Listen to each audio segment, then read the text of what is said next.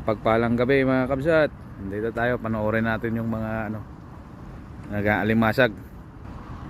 Ganyan mga kabsat, nandito sila, marami sila ngayon. Wala pong overtime dito sa amin, kaya puro alimasag na lang at pangkutak. Nakakasurvive naman eh. Ganyan ang mga OFW mga kabsat, gumagawa ng paraan.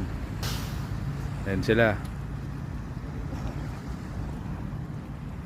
Sobrang low tide mga kabsat, kaya ayos ang panahon na ganito.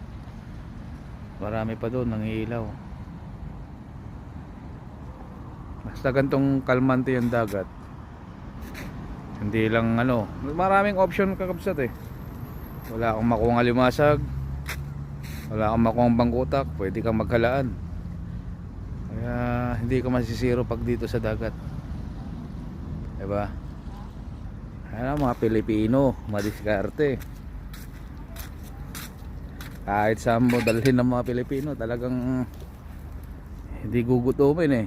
Kaya gustong gusto tayo ng mga ibang lahi pagdating sa trabaho, pagdating sa pamumuhay, dahil napakasimple ng buhay natin mga Pilipino mga kabsat.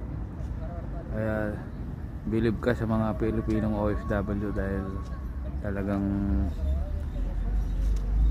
pinipili ng mga amo na sila yung kunin kaysa sa mga ibang lahi. Salamat mga kabsat.